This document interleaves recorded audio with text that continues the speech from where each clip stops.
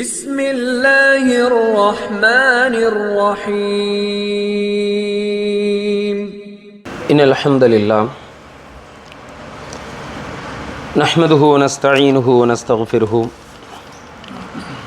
ونعوذ بالله من شرور أنفسنا وسيئات أعمالنا من يهده الله فلا مضل له ومن يضلل فلا هادي له وأشهد أن لا إله إلا الله وحده لا شريك له وأشهد أن محمدًا عبده ورسوله يا أيها الناس اتقوا ربكم الذي خلقكم من نفس واحدة وخلق منها زوجها وبث منهما رجالا كثيرا ونساء واتقوا الله الذي تساءلون به والأرحام إن الله كان عليكم رقيبا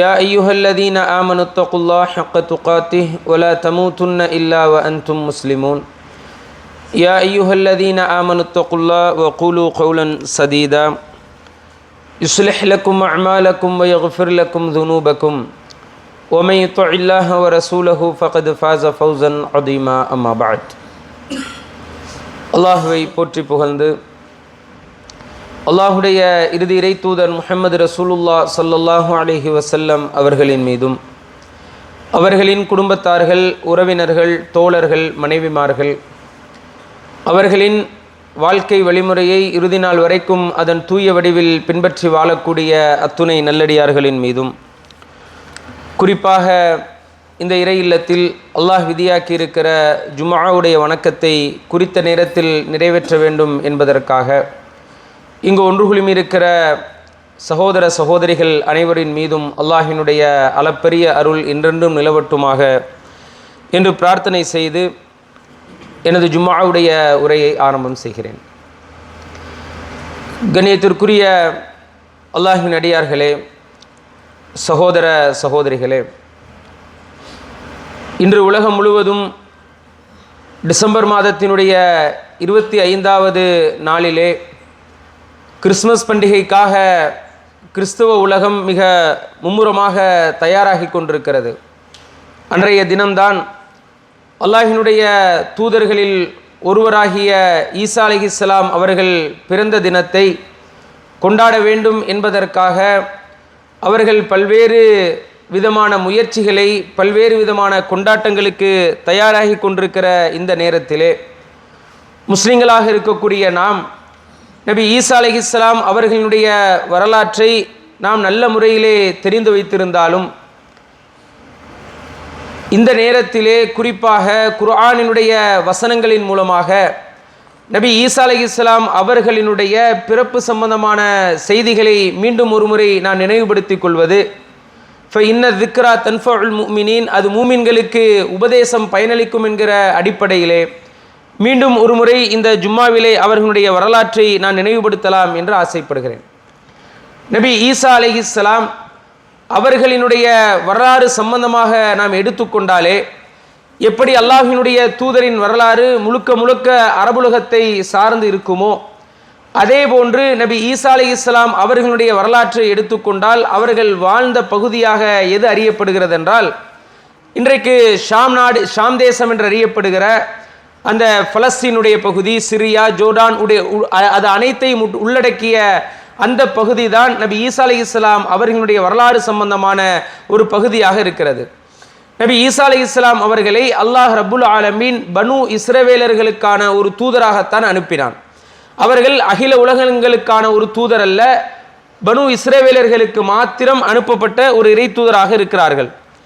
இந்த ஈசா அலைஹிஸ்ஸலாம் அவர்களுடைய வரலாறு எங்கிருந்து ஆரம்பமாகும் என்று சொன்னால், அது இம்ரான் என்கிற ஒரு நல்ல மனிதரினுடைய வரலாற்றிலிருந்து ஆரம்பமாகும். நாம் திருமறை குர்ஆனினுடைய 3வது அத்தியாயமாக இருக்கிற ஆல இம்ரான், அந்த இம்ரானினுடைய குடும்பம் என்று வருகிற அந்த செய்தி, அது இம்ரான் என்கிற ஒரு நல்ல மனிதனுடைய வரலாற்றை அதிலே பேசுகிறது. யார் இந்த இம்ரான் என்று சொன்னால், நபி ஈசா அலைஹிஸ்ஸலாம் அவர்களினுடைய பாட்டனார், அவர்களினுடைய தாயினுடைய தந்தை, மரியம் அலைஹிஸ்ஸலாம் அவர்களினுடைய தந்தை.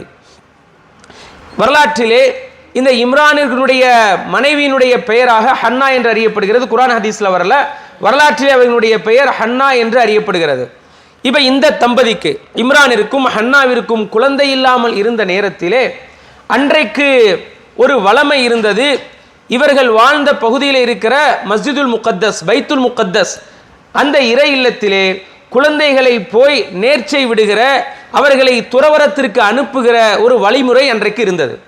இந்த வழிமுறையை அல்லாஹ் ரப்புல் ஆலமீன் ஏற்படுத்தவில்லை, அதை மக்களாகவே அதை ஏற்படுத்தி கொண்டார்கள். ஆனால் அந்த வழிமுறை அல்லாஹ் ரப்புல் ஆலமீன் அந்த சமூகத்திற்கு அன்றைய காலகட்டத்திலே அல்லாஹ் அதை கபூல் செய்திருந்தான்.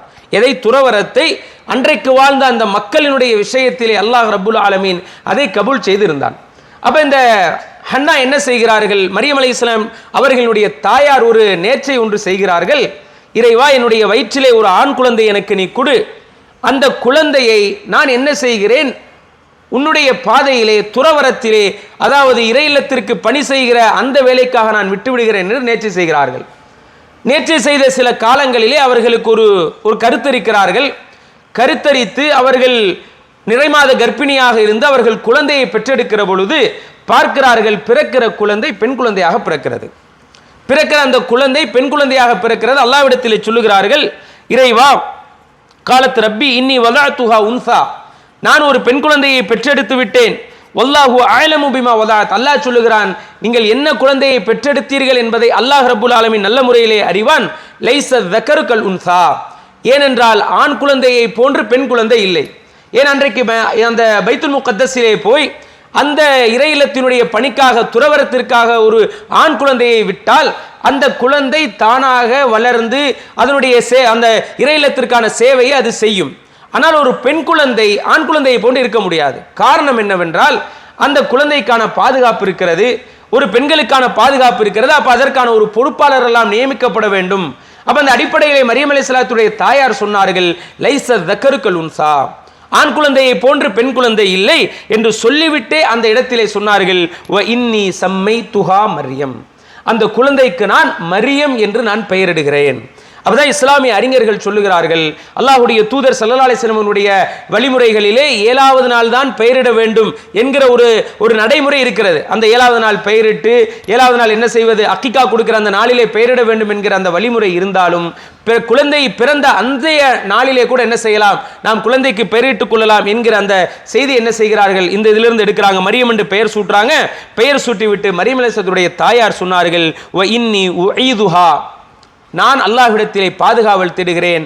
அந்த மரியம் அலைஹிஸ்ஸலாம் அவர்களுக்காகவும் துர்ரியத்தஹா, அவர்களுடைய சந்ததிக்காகவும் மின ஷைத்தானிர் ரஜீம், ஷைத்தானிடமிருந்து நான் பாதுகாவல் தேடுகிறேன் என்று மரியம் அலைஹிஸ்ஸலாம் அவர்களுடைய தாயார் பிரார்த்தனை செய்தார்கள் என்கிற செய்தியோடு தான் ஈசா நபியினுடைய வரலாற்றை நாம் துவங்க வேண்டும்.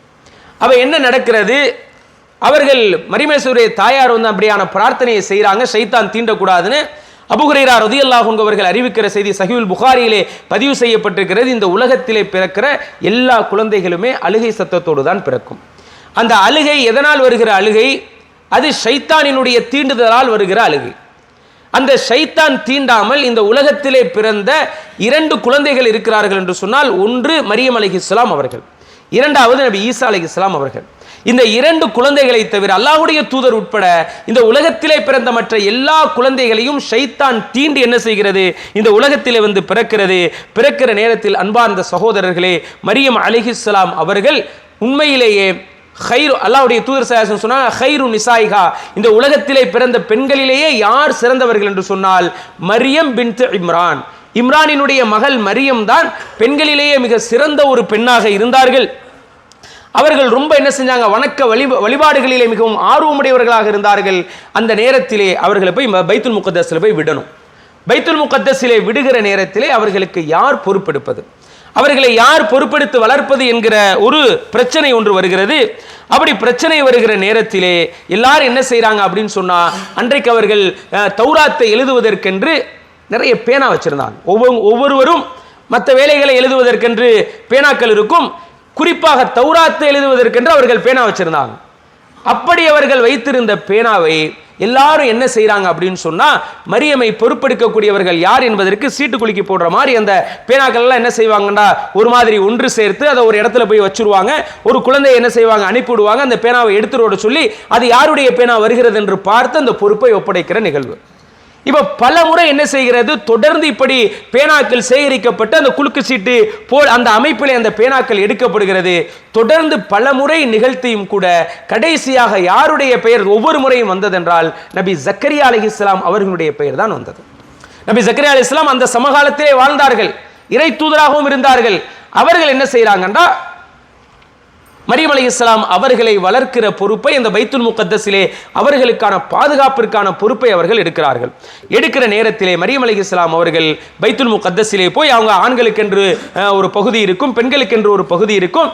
பெண்களுக்கான பகுதியிலே மரியம் அலைஹிஸ்ஸலாம் அவர்கள் வளர்ந்து வருகிறார்கள். வளர்ந்து வந்து அவங்க அந்த இறை இல்லத்திற்கான பணிகளை செய்கிற அந்த காலகட்டத்திலே ஜக்கரியா அலைஹிஸ்ஸலாம் ஒவ்வொரு முறையும் என்ன செய்கிறாங்கன்னா, அவர்களை போய் சந்திக்க போகிறார்கள்.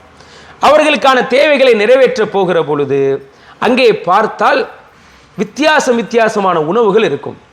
அன்றைய காலத்திலே அந்த சீசனிலே எந்த ஒரு பழம் இருக்காதோ, எந்த காய் இருக்காதோ, எந்த உணவு ஒருவேளை அந்த சிரியாவுடைய பகுதியிலே கிடைக்காதோ அப்படியான உணவுகள் எல்லாம் அங்கே இருக்கும்.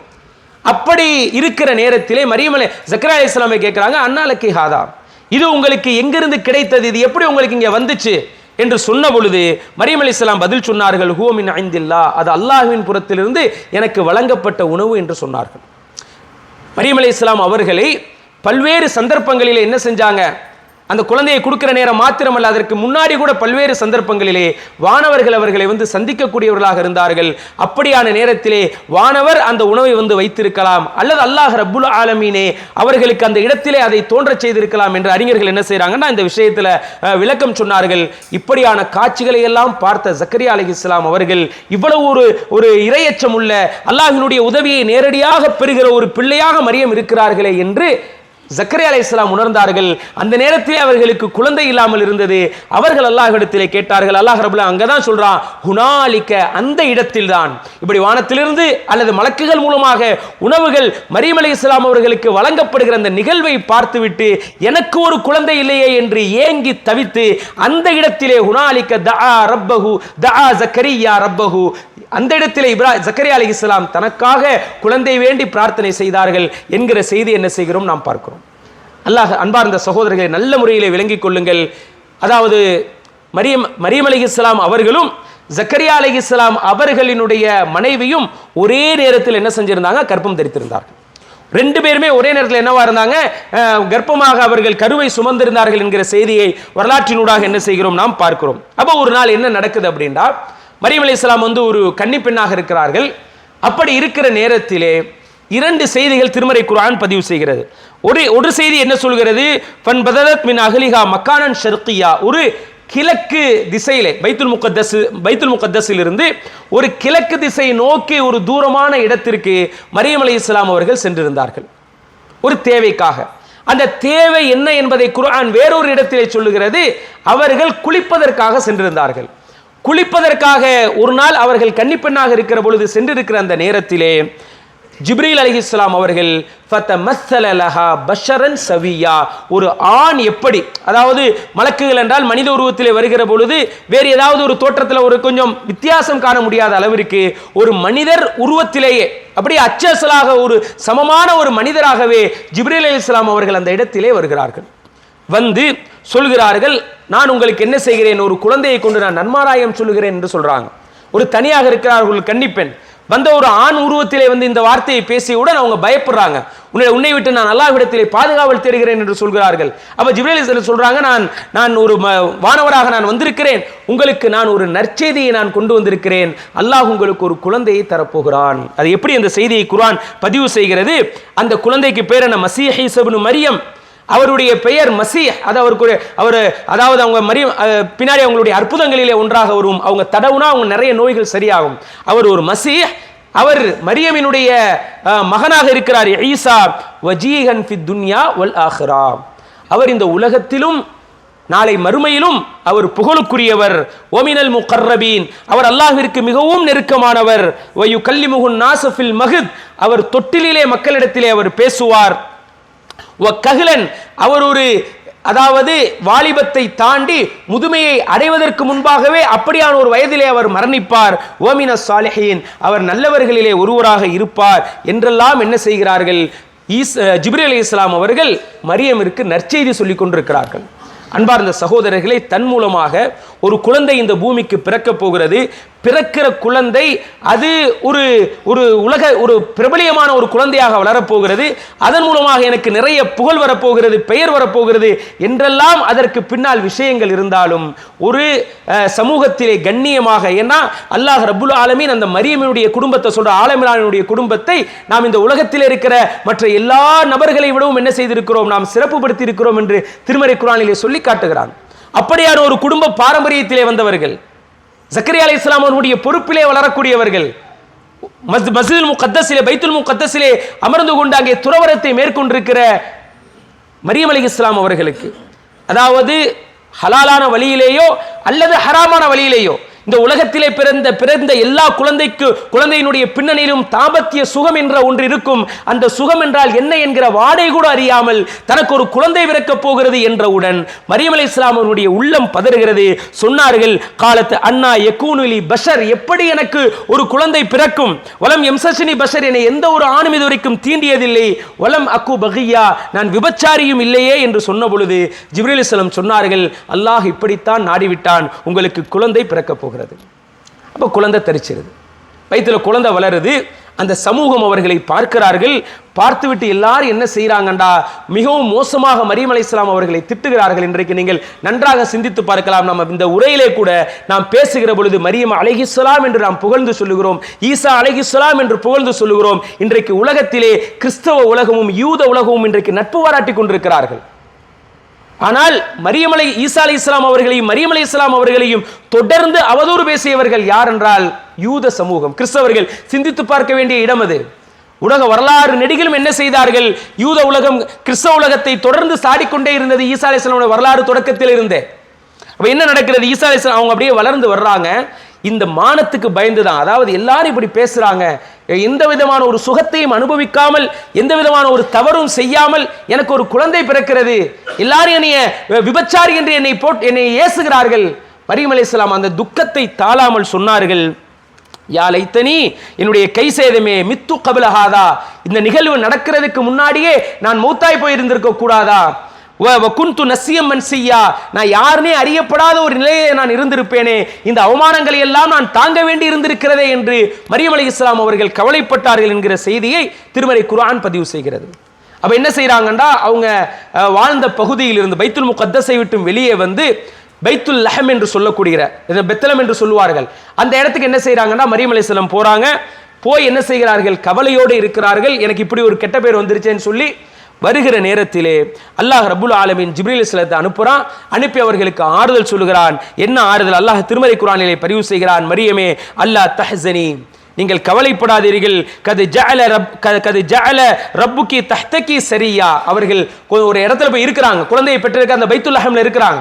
இருக்கிற நேரத்திலே அல்லாஹ் ரப்புல் ஆலமீன் அந்த இடத்திலே என்ன செய்கிறான்? ஒரு ஓடையை உருவாக்குகிறான். அதுக்கு முன்னாடி அங்க ஓடை இல்லை. அல்லாஹ் உங்களுடைய காலுக்கு கீழே ஒரு ஓடை அல்லாஹ் உருவாக்கி இருக்கிறான், நீங்கள் பாருங்கள் என்று சொல்கிறார்கள். அங்கே ஒரு ஓடை உருவாகி இருந்தது. அல்லாஹ் ரப்புல் ஆலமீன் மரியமுக்கு கட்டளையிடுகிறான், மரியமே நீங்கள் எழுந்திருங்கள், எழுந்து போய் நீங்கள் அங்கே இருக்கிற ஒரு பேரிச்சம்பழத்தை நீங்கள் என்ன செய்யுங்க, போட்டு உழுக்குங்க. உழுக்கினால் துசாக்கித் அலைய ருத்தபன் ஜனியா, உங்களுக்கு நல்ல பழுத்த பேரிச்சம்பழம் அதிலிருந்து கீழே விழும் என்று அல்லாஹ் ரப்புல் ஆலமீன் மரியம் அலைஹிஸ்ஸலாமுடைய அந்த அவனுடைய இறுதி அந்த பிரசவ நேரத்தில் அல்லாஹ் ஒரு அதிசயத்தை அந்த இடத்துல நிகழ்த்தி காட்டுகிறான். ஏண்டா அந்த இடத்துல என்ன செய்யாது? ஒன்று, அந்த மரத்திலே பழம் இல்லாமல் இருந்திருக்க வேண்டும். அப்படி ஆட்டின உடனே பழம் என்ன செய்யணும்? விழுந்திருக்கணும். ஏன்னா யூசுவலாவே அங்க ஒரு மரம் இருக்கிறது, அங்க பழுக்கிற மாதிரி இருக்கு, அதை அசைச்சு பழம் விழுகிற நிகழ்வை அல்லாஹ் குர்ஆனிலே பதிவு செய்ய வேண்டிய தேவை இருந்திருக்காது. ஒன்று காயாக இருக்கணும், இவங்க உழுக்கின உடனே பழம் வந்து விழுந்திருக்கணும், அல்லது அங்க என்ன இருக்கு, அந்த மரத்துல பழமே இல்லாமல் இருந்திருக்கணும். இவர்கள் அசைத்தவுடன் அல்லாஹ் ரப்புல் ஆலமீன் பழத்தை என்ன செய்திருக்க வேண்டும்? அங்கே தந்திருக்க வேண்டும். இதனாலதான் இன்றைக்கு மருத்துவ உலகம், நிறைய இஸ்லாமிய வரலாற்று ஆய்வாளர்கள் சொல்லுகிறார்கள், இஸ்லாமிய மருத்துவர்கள் சொல்லுகிறார்கள், ஒரு பெண் பிரசவித்திருக்கிற நேரத்தில் இங்க பாருங்க, இந்த இடத்துல அல்லாஹ் ஒரு அதிசயத்தை நிகழ்த்தி காட்டுறான். ஒரு அதிசயம், ஒரு அற்புதமே ஒரு மனிதனுக்கு நிகழ்ந்தாலும் கூட, மரியமே நீங்க உட்கார்ந்துருங்க, உங்களுக்கு பல வரும்னு அல்லாஹ் சொல்லல, நீங்கள் எழுந்து போய் அந்த மரத்தை பிடித்து உழுக்குங்கள். நாம் அங்கே ஒரு அதிசயமே நடந்தாலும் அங்கே மனிதர்களுடைய முயற்சி தேவை என்கிற ஒரு மிகப்பெரிய பாடத்தை அல்லாஹ் ரப்புல் ஆலமீன் சொல்லுகிறான். இன்றைக்கு மருத்துவ உலகம் சொல்லுது, ஒரு ஆள் பிரெக்னெண்டா இருக்கிறாங்க, நிறை மாத கர்ப்பிணியாக அந்த குழந்தை பெக்கிற ஒரு ஸ்டேஜில் இருக்கிறாங்கன்னா அவங்க 2 விஷயத்தை என்ன செய்ய வேண்டும், அவர்கள் ஃபாலோ பண்ணணும். ஒன்று, அவங்க நிறைய வாக்கிங் போகணும். அல்லாஹ் எடுத்து நடங்க, மரியமே நீங்க எழுந்து நடந்து செல்லுங்கள் என்று அல்லாஹ் சொல்லுகிறான். இரண்டாவது, நல்ல பழுத்த கனிந்த பேரிச்சம்பழங்களை சாப்பிட வேண்டும். இந்த 2ஐயும் சாப்பிட்டா நிறைய, அதாவது சுகப்பிரசவத்திற்கான அங்கே ஒரு நல்ல ஒரு விஷயம் அங்கே நடைபெறும், அது உதவி செய்யும் என்பதை என்ன செய்கிறோம், அது இந்த செய்தியினூடாக நாம் அறிந்து கொள்கிறோம். குழந்தை பிறந்துருச்சு, இந்த உலகத்திலே அதிசயமாக ஒரு குழந்தை பிறந்துருச்சு. மரியம் அலைஹிஸ்ஸலாம் அவர்கள் அல்லாஹ்வினுடைய இந்த சோதனை எப்படி டேக்கிள் பண்றாங்க. ஒரு குழந்தை பிறந்துருச்சா திரும்ப ஊருக்குள்ள வந்தா ரொம்ப மோசமா பேசுவாங்க. இதே வேற பக்கத்து அப்படியே வேற ஒரு தேசத்தை நோக்கி வேற எங்கேயாச்சும் போயிருந்தா இந்த விஷயம் ஒண்ணுமே இல்லாம போயிருக்கும். அல்லாஹ் ரப்புல் ஆலமீன் பதிவு செய்கிறான், ஃபஅதத் பிஹி கௌமஹா தஹ்மிலுஹு, அந்த குழந்தையை சுமந்து கொண்டு மீண்டும் மரியம் அலைஹிஸ்ஸலாம் தன்னுடைய கூட்டத்திடத்திலே வர்றாங்க. கூட்டத்திடத்திலே வருகிறார்கள். வந்தவுடன் அந்த அங்கே இருந்த அந்த சமூகம், அவர்களுடைய மக்கள் யூதர்கள் என்ன சொல்கிறார்கள் மரியமை பார்த்து, யா மரியம் லக்கத் ஜிஇதி ஃபரியா, நீங்கள் ஒரு மோசமான செயலை நீங்கள் செய்து விட்டீர்கள். யா உக்த ஹாரூன், ஹாரூனுடைய சகோதரியே, மாகான அபூக்கி இம்ர சௌஇன், உங்களுடைய தந்தை மோசமானவர் அல்ல, உங்களுடைய தாயும் விபச்சாரி அல்ல, நீங்கள் ஏன் இப்படி நடந்து கொண்டீர்கள் என்று என்ன செய்கிறார்கள், அந்த சமூகம் அவர்களை ஏசுகிறது. இந்த இடத்தோட பைபிள் நின்றுச்சு. என்னண்டா, குழந்தை பிறக்குது, குழந்தை பிறந்த அவங்க தெய்வத்தினுடைய மகன் என்றெல்லாம் அவர்கள் சொல்லுகிறார்கள். இந்த இடத்தோட பைபிள் எந்த விதமான ஒரு பேச்சையுமே பேசல. பின்னாடி தூய்மைப்படுத்தணும். உலகத்தில் இப்படி யாராக இருந்தாலும் சரி, ஒரு பெண் திடீர்னு கல்யாணம் முடிக்காம அவங்க ஒரு குழந்தையை பெற்றெடுத்துட்டு வந்தா உலகம் யதார்த்தமாக என்ன செய்கின்றா, அவர்களை திட்டும், அவர்களை விபச்சாரி என்று சொல்லும், மோசமானவர்கள் என்று சொல்லும், ஒழுக்கம் தவறியவர்கள் என்று சொல்லும். பைபிள் இதோடு நின்று விட்டது. குர்ஆன் மரியம் அலைஹிஸ்ஸலாம் அவர்களை தூய்மைப்படுத்துகிறது. எப்படி தூய்மைப்படுத்துது? வந்து கேட்கிறாங்க, ஏன் மரியமே இப்படி நீங்கள் நடந்து கொண்டீர்கள் என்று சொன்ன பொழுது மரியம் அலைஹிஸ்ஸலாம் எந்த பதிலுமே சொல்லல. ஃபஅஷாரத் இலைஹி, ஈசா அலைஹிஸ்ஸலாம் குழந்தையா இருக்கிறாங்க, அவர்களை நோக்கி இப்படி கையை காட்டுறாங்க. கையை காட்டின உடனே இதுக்கு பதில் என்கிட்ட இல்ல, இதற்கான பதிலை யார் சொல்லுவா, இந்த குழந்தை சொல்லும் என்று சொல்கிறார்கள். குர்ஆனிலே அல்லாஹ் பதிவு செய்கிறான். அந்த மக்கள் கேட்கிறாங்க, காலு கைஃபனு கல்லிமுஹு மன் கான ஃபில் மஹ்தி சபியா, தொட்டிலே குழந்தையாக இருக்கிற ஒரு இடத்தில் நாங்கள் எப்படி பேச முடியும் என்று கேட்கிறார்கள். ஏண்டா குழந்தை உருவானது ஒரு அதிசயம். அந்த அதிசயத்தை எதை வைத்து அந்த அவர்கள் பரப்பிய அவதூறை சரி செய்ய முடியும் என்று சொன்னால், மீண்டும் ஒரு அதிசயத்தை, ஒரு அற்புதத்தை நிகழ்த்தி தான் சரி செய்ய முடியும். அல்லாஹ் அங்க மீண்டும் ஒரு அற்புதத்தை நிகழ்த்துகிறான். இப்படி அந்த மக்கள் பேசிய உடனேயே கால ஈசா அலைஹிஸ்ஸலாம் முதலாக பேசுகிறார்கள், இன்னி அப்துல்லா, நான் அல்லாஹினுடைய அடிமை. ஆத்தானில் கிதாப், எனக்கு அல்லாஹ் வேதத்தை கொடுத்திருக்கிறான். வ ஜஅலனி நபியா, அல்லாஹ் என்னை நபியாக ஆக்கியிருக்கிறான். வ ஜஅலனி முபாரக்கன் ஐனமா குன்து, எங்கிருந்தாலும் அல்லாஹ் என்னை பரக்கத்திற்குரியவனாக அல்லாஹ் ஆக்கியிருக்கிறான். வ ஔசானி பிஸ் ஸலாத்தி வ ஸகாத்தி மாதும்து ஹய்யா, நான் உயிரோடு இருக்கிற காலமெல்லாம் நான் என்னை தொழும்படியும் எனக்கு ஜக்காத்தை கொடுக்கும்படியும் அல்லாஹ் ரப்புல் ஆலமீன் என்னை ஏவி இருக்கிறான், எனக்கு வசியத்து செய்திருக்கிறான். ஓ பர்ரம்பி வாலிதத்தி, தொட்டிலிருந்து இதெல்லாம் பேசுறாங்க ஈசா அலைஹிஸ்ஸலாம். ஓ பர்ரம்பி வாலிதத்தி, என்னுடைய தாயிடத்திலே நான் நல்ல முறையிலே நடந்து கொள்ள வேண்டும் என்று அல்லாஹ் எனக்கு ஏவி இருக்கிறான். வலம் யஜஅல்னி, அல்லாஹ் என்னை ஆக்கவில்லை ஜப்பாரன் ஷகியா, அதாவது அடக்கி ஆளக்கூடியவனாகவும் ஒரு துர்பாக்கியம் நிறைந்தவனாகவும் அல்லாஹ் என்னை ஆக்கவில்லை. வஸ்ஸலாமு அலைய, என் மீது அருள் உண்டாகட்டும். யௌம உலித்து, நான் பிறந்த இந்த தினத்திலும், வ யௌம அமூத்து, நான் மரணிக்கிற தினத்திலும், வ யௌம உபஅஸு ஹய்யா, என்னை அல்லாஹ் உயிர் பெற்று எழுப்புகிற அந்த நாளிலும் அல்லாஹ் எனக்கு அருள் செய்யட்டும் என்று ஈசா அலைஹிஸ்ஸலாம் அவர்கள் பேசினார்கள். அந்த இடத்திலே அந்த ஒரு அற்புதம் நிகழ்ந்த உடனேயே அங்க இருக்கிற ஒரு கூட்டம் என்ன செய்தது, இந்த அற்புதத்தை கண்டு மரியம் எந்த தவறும் செய்யவில்லை, இது அற்புதத்தை அல்லாஹ்வினுடைய அற்புதத்தால நிகழ்ந்துச்சுன்னு உணர்ந்துட்டாங்க. ஒரு கூட்டம் நிராகரித்தது. இதோ இந்த ஒரு ஸ்டேட்மெண்ட் தான் மரியம் ஈசா அலைஹிஸ்ஸலாம் அவர்கள் தொட்டிலே இருந்து பேசியது. இதுக்கு பின்னாடி ஈசா அலைஹிஸ்ஸலாம் என்ன செய்யல, பேசல. குழந்தையா இருக்கிறப்ப தொடர்ந்து அப்படியே அவங்க பேசிக்கொண்டே இருக்கவில்லை. அதுக்கப்புறம் மற்ற குழந்தைகள் எப்படி வளருமோ அதே போன்று சாதாரணமாக வளர்ந்து வந்தார்கள். அல்லாஹ் ரப்புல் ஆலமீன் சொல்லுகிறான், இன்னைக்கு என்ன செய்யறாங்க, கிறிஸ்தவ உலகம் சொல்லுகிறது அவர்கள் கடவுளினுடைய மகன், அவங்க வேற மாதிரி பிறந்தாங்க, அவர் தான் கடவுளுடைய மகன் என்றெல்லாம் சொல்லிக் கொண்டிருக்கிறார்களே.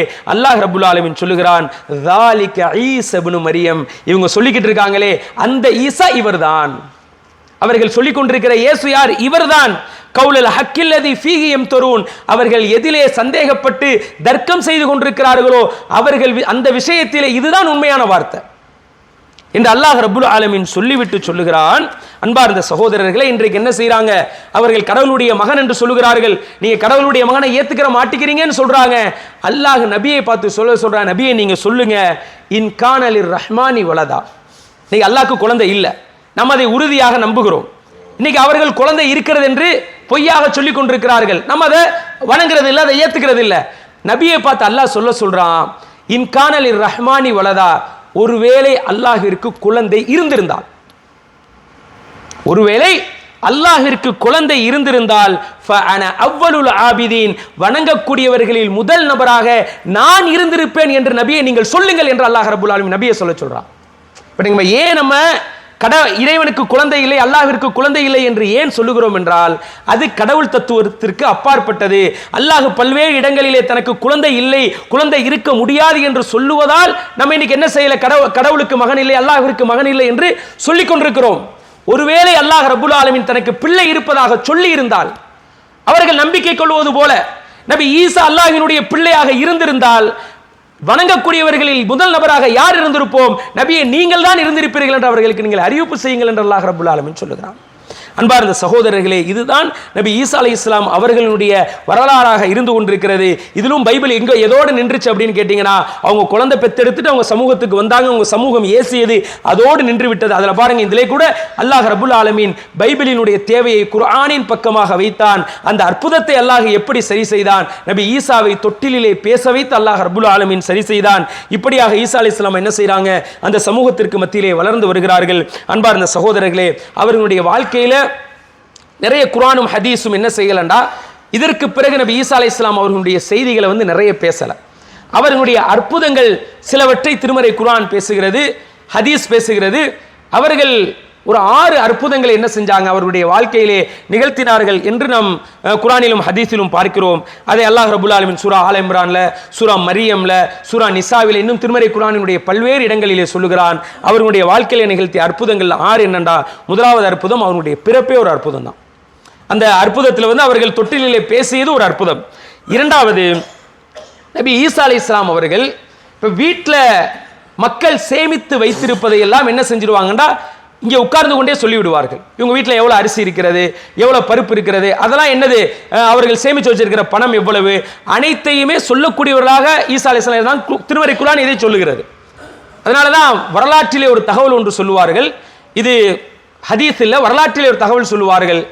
இதை நம்ம முழுசா ஏத்துக்கிட வேண்டிய அவசியமும் இல்லை, முற்றுமுழுதாக நிராகரிக்க வேண்டிய தேவையும் இல்லை. என்ன தகவல் அப்படின்னா, அதாவது நபி ஈசா எங்கே இருக்கிறார்களோ அந்த இடத்துல வேற வேற பிள்ளைகள் வருவாங்கல்ல, வீட்டில் வைத்திருக்கிற அந்த தின்பண்டங்களை எல்லாம் ஈசா அலைஹிஸ்ஸலாம் சொல்லிடுவாங்களா, உங்க வீட்டில் என்ன இருக்கிறது, அந்த அந்த இதுல டப்பா இந்த சாப்பாடு இருக்கு, இதுல இது இருக்கிறது அப்படின்னு சொல்லிடுவாங்க. வீட்டுக்கு அந்தந்த பிள்ளைகள் போன உடனே அம்மாட்ட உணவு கேட்டால் உணவு இல்லைன்னு சொன்னா, இந்த டப்பால் இது இருக்கு, இந்த டப்பால் இது இருக்குன்னு என்ன சொல்லுவோம், ஈசா அலைஹிஸ்ஸலாத்தை கேட்டுட்டு அந்த பிள்ளைகள் பேசுவார்கள். அதனால் நபி ஈசா எந்த பாடசாலைக்கு செல்லுகிறார்களோ அந்த இடத்திற்கு என்ன செய்ய மாட்டாங்க, பெற்றோர்கள் தங்களுடைய பிள்ளைகளை அனுப்பி வைக்க மாட்டார்கள் என்ற ஒரு வரலாற்று தகவல். இது ஹதீஸ்ல ஒரு வரலாற்று தகவல் என்ன செய்கிறது, அப்படியாக இருக்கிறது. அப்ப குர்ஆன் என்ன சொல்கிறது, வீட்டிலே சேமித்து வைத்திருப்பதை, ஒவ்வொருவருடைய வீட்டிலும் சேமித்து வைத்திருப்பதை நபி ஈசா அலைஹிஸ்ஸலாம் ஒரு அறிந்து வைத்திருப்பார்கள், அதை அறிவிக்கக்கூடியவர்களாக இருந்தார்கள். இது அவர்கள் நிகழ்த்திய இரண்டாவது அற்புதம். மூன்றாவது, அவர்கள் இந்த வெண்குஷ்டம், கண்குஷ்டம், அதே போன்று கருங்குஷ்டம், அதே போன்று இந்த குருடு, இது அனைத்தையுமே அல்லாஹ்வினுடைய உதவி கொண்டு இப்படி தடவினால் என்ன செஞ்சிடும், அது நிவாரணம் அவர்களுக்கு கிடைத்துவிடும். இது ஈசா அலைஹிஸ்ஸலாம் அவர்கள் நிகழ்த்திய ஒரு அற்புதமாக இருக்கிறது. நான்காவதாக, ஒரு மனிதர் இறந்துவிட்ட ஒரு மனிதரை ஈசா அலைஹிஸ்ஸலாம் அவர்கள் அல்லாஹ்வினுடைய உதவி கொண்டு என்ன செய்தார்கள், அப்படி தடவுனா அவர்களுக்கு உயிர் வந்துவிடும். அல்லாஹ் சொல்லுகிறான், உஹையில் மௌத்தா பி இத்னில்லா, நான் அல்லாஹ்வினுடைய அனுமதி கொண்டு என்ன செய்கிறேன், இறந்தவர்களை நான் உயிர்ப்பிக்கிறேன். அடுத்து ஈசா அலைஹிஸ்ஸலாம் அவர்களுடைய அற்புதங்களிலே ஒன்று என்ன, ஈசா அலைஹிஸ்ஸலாம் அல்லாஹ் சொல்லுகிறான், அஹ்லுக்கு லக்கும் மின தீனி கஹைஅத்தி தைர், அதாவது களிமண்ணை எடுத்து ஒரு பறவை மாதிரி அதற்கு ஒரு ஸ்ட்ரக்சர் கொடுத்துட்டு அன்ஃபுஹு ஃபீ, அதில் ஈசா அலைஹிஸ்ஸலாம் ஃபு அப்படின்னு சொல்லி ஊதி விட்டார்கள் என்று சொன்னால் ஃபயகூனு தைரம் பி இத்னில்லா, அது அல்லாஹ்வினுடைய அனுமதி கொண்டு என்ன செய்யும், அது பறவையாக உருப்பெற்றுவிடும். பறவையாக அது உருப்பெற்றுவிடும். இதெல்லாம் என்னென்றா அல்லாஹ்வினுடைய பண்பு மாதிரி நமக்கு தெரியும். ஆனால் இது அல்லாஹ்வினுடைய முற்றுமுழுதாக பண்பல்ல. அப்படியான ஒரு அற்புதத்தை அல்லாஹ் ரப்புல் ஆலமீன் நபி ஈசாவிற்கு கொடுத்தான். அவர்களுடைய வாழ்க்கையிலே நடந்த இன்னொரு அற்புதம் என்ன அப்படின்னு சொன்னா, அவர்களை ஏற்றுக்கொண்டவர்கள், அவர்கள் நிராகரித்த யூதர்கள் இருந்தார்கள், அதே போன்று அவர்களை ஏற்றுக்கொண்டவர்கள் இருந்தார்கள். அவர்களை திருமறை குர்ஆன் ஹவாரியூன் என்று அழைக்கிறது. ஹவாரியூன் என்று அழைக்கிறது. அல்லாஹ்வினுடைய, அதாவது அல்லாஹ்வினுடைய உதவியாளர்கள், நபிக்கு உதவியாக இருந்தவர்கள். அவர்கள் என்ன செய்கிறார்கள், ஒரு நாள் நபி ஈசாவிடத்திலே கேட்கிறார்கள், அதாவது நாங்கள் உங்களை நம்பிக்கை கொண்டிருக்கிறோம், எங்களுடைய நம்பிக்கை இன்னும் உறுதிப்படுத்தப்பட வேண்டும். அப்ப நீங்க என்ன செய்யுங்க, நாங்கள் நம்ம அமர்ந்திருக்கிற இந்த இடத்திலே வானத்திலிருந்து எங்களுக்கு அப்படியே ஒரு மேஜையிலே உணவோடு அந்த மேஜை வானத்திலிருந்து இறங்க வேண்டும், அப்படியான ஒரு அற்புதத்தை நீங்கள் நிகழ்த்தி காட்டுங்கள் என்று நபி ஈசாவிடத்திலே கேட்டார்கள். அவர்கள் நபி ஈசா அல்லாஹ்விடத்திலே பிரார்த்தனை செய்ய வானத்திலிருந்து அப்படியே ஒரு மேஜை என்ன செய்தது, இறங்கி வந்தது. இந்த வரலாற்றை அல்லாஹ் ரப்புல் ஆலமீன் 5வது அத்தியாயமான சூரத்துல் மாயிதாவிலே சொல்கிறான். மாயிதானாலே மேஜைன்னு அர்த்தம். இந்த இதை வச்சு தான் அந்த மாயிதா என்கிற சூறாவுக்கான பெயர் என்ன செய்தது, வந்தது. இப்படியான அற்புதங்களை நபி ஈசா அலைஹிஸ்ஸலாம் அவர்கள் செய்தார்கள். உண்மையிலேயே அன்பார்ந்த சகோதரர்களே, நபி ஈசா அலைஹிஸ்ஸலாம் அவர்கள் மிகவும் அல்லாஹ்வை அஞ்சக்கூடியவர்களாக, அதிக பேணுதல் உடையவர்களாக இருந்தார்கள். சஹீஹுல் புகாரியிலே ஒரு செய்தி, அபூ ஹுரைரா ரலியல்லாஹு அன்ஹு அவர்கள் அறிவிக்கிறார்கள், நபி ஈசா அலைஹிஸ்ஸலாம் ஒரு நாள் ஒரு பாதையிலே சென்று கொண்டிருக்கிறார்கள். ஒரு மனிதர் திருடி கொண்டிருக்கிறார். கண்ணு பார்க்க ஈசா அலைஹிஸ்ஸலாம் பார்க்கறாங்க. இப்போ உதாரணத்துக்கு பிப்பாக்கெட் அடிக்கிறான்னு வச்சுக்கோமே, அவங்க பார்க்காம பணத்தை என்ன செய்யறான், ஒரு திருட்டு ஒன்று நடத்துகிறான். அந்த மனிதரை பார்த்து ஈசா அலைஹிஸ்ஸலாம் கேட்கிறாங்க, நீ இப்ப திருடினதானே அப்படின்னு கேட்கிறாங்க. அந்த மனிதர் சொல்லுகிறார், வல்லாஹி மா சரிக்து, அல்லாஹ் மீது சத்தியமா நான் திருடலன்னு சொல்லிடுறார். ஈசா அலைஹிஸ்ஸலாம் கண்ணுக்கு கண்ணா பார்க்கறாங்க. அவன் திருடுறான், திருடிட்டு சொல்றான், நான் திருடு, அல்லாஹ் மீது சத்தியமா நான் திருடலன்னு சொல்றான். சிறுலன்னு சொன்ன உடனே, அதுவும் சும்மா சொல்லியிருந்தா ஈசா அலைஹிஸ்ஸலாம் பிடிச்சிருப்பாங்க. அவன் என்ன வார்த்தையை கொண்டு சொல்றான், அல்லாஹ் மீது சத்தியமாக என்று சொன்ன உடனே என்ன செய்யல, திருநதன மேல் அடுத்த ஆர்குமெண்ட்டுக்கு போகல, அல்லாஹ் மீது சத்தியமாக என்று சொன்ன உடனே என்ன செஞ்சாங்க ஈசா அலைஹிஸ்ஸலாம், ஆமன்து பில்லாஹ், நான் அல்லாஹ்வை நம்பிக்கை கொள்கிறேன், வ கஸபத் ஐனி, கண் தான் போய் சொல்லிருச்சு, நான் தான் தப்பா பார்த்துட்டேன் அப்படின்னு சொல்லிட்டான். பண்பார்ந்த சகோதரர்களே, நாமும் இந்த பழக்கத்தை வளர்த்து கொள்ளணும். என்னண்டா, ஒரு ஆள் அல்லாஹ் மீது சத்தியமாக என்று சொல்லி ஒரு விஷயத்தை சொல்லுகிறார் என்றால் இயன்ற அளவிற்கு அதில் என்ன செய்யணும், கடந்து போகக்கூடியவர்களாக நாம் இருக்க வேண்டும். இது ஈசா அலைஹிஸ்ஸலாம் அவருடைய வாழ்விலிருந்து நாம் பெறக்கூடிய படிப்பினையாக இருக்கிறது. இறுதியாக 2 சாரார்கள் இருக்கிறார்கள். அந்த நம்பிக்கை கொண்டவர்கள் எதிராளிகள் என்று இருக்கிறார்கள். அந்த எதிராளிகளிலே ஒரு குழு என்ன செய்தது, இப்போ இந்த மரியம் அலைஹிஸ்ஸலாம் என்ன செஞ்சாங்க, கர்ப்பம் தரிக்கிறாங்கல்ல, அந்த கருவிற்கு யார் காரணம் என்று சொன்ன பொழுது அவர்கள் 2 நபர்களின் மீது குற்றம் சாட்டினார்கள். அதிலே ஒரு நபர் யார் என்று சொன்னால், அவர்களை பொறுப்பெடுத்து வளர்த்த நபி ஜக்கரியா அலைஹிஸ்ஸலாம் அவர்கள். நபி ஜக்கரியா அலைஹிஸ்ஸலாம் அவர்களை இந்த காரணத்திற்காகவும் வேறு சில காரணங்களுக்காகவும் அந்த யூத சமூகம் அவர்களை வெட்டி கொலை செய்தது. அதற்கு பின்னால் அவருடைய மகனான யஹ்யா அலைஹிஸ்ஸலாம் அவர்களையும் வெட்டி கொலை செய்தார்கள். அன்பார்ந்த சகோதரர்களே, ஒரு கட்டத்திலே நபி ஈசாவையும் அவர்கள் கொலை செய்வதற்கு முயற்சி செய்து வந்தார்கள். அல்லாஹ் ரப்புல் ஆலமீன் அவர்களுடைய இடத்திலே வேறு ஒரு நபரை ஆக்கிவிட்டு அவர்களை வானளவிலே அல்லாஹ் ரப்புல் ஆலமீன் உயர்த்தி கொண்டான். மறுமை நாள் வருகிற பொழுது மீண்டும் அவர்கள் இந்த உலகத்திற்கு வருவார்கள். சில நாட்கள் வாழ்ந்து அதற்கு பின்பாக எப்படி சாதாரண நம்ம மனிதர்கள் எப்படி மரணிப்பார்களோ அதே போன்று நபி ஈசா அலைஹிஸ்ஸலாம் அவர்கள் மரணிப்பார்கள் என்கிற செய்தி அவர்களுடைய வரலாற்றினூடாக என்ன செய்கிறோம், நாம் தெரிந்து கொள்கிறோம். எல்லாம் வல்ல அல்லாஹ் ரப்புல் ஆலமீன் எப்படி நபி ஈசா அலைஹிஸ்ஸலாம் அவர்கள் தங்களுடைய வாழ்விலே, அதாவது பேணுதலோடும் இறையச்சத்தோடும் வாழ்ந்தார்களோ அப்படியாக வாழ்ந்து மரணிக்கக்கூடிய பாக்கியத்தை அல்லாஹ் நம் அனைவருக்கும் தந்தருள் புரிவானாக. அக்கூலு கௌலி ஹாதா மா இன்தி வல் இல்மு இன்தல்லாஹ். அஸ்ஸலாமு அலைக்கும் வரஹ்மத்துல்லாஹ்.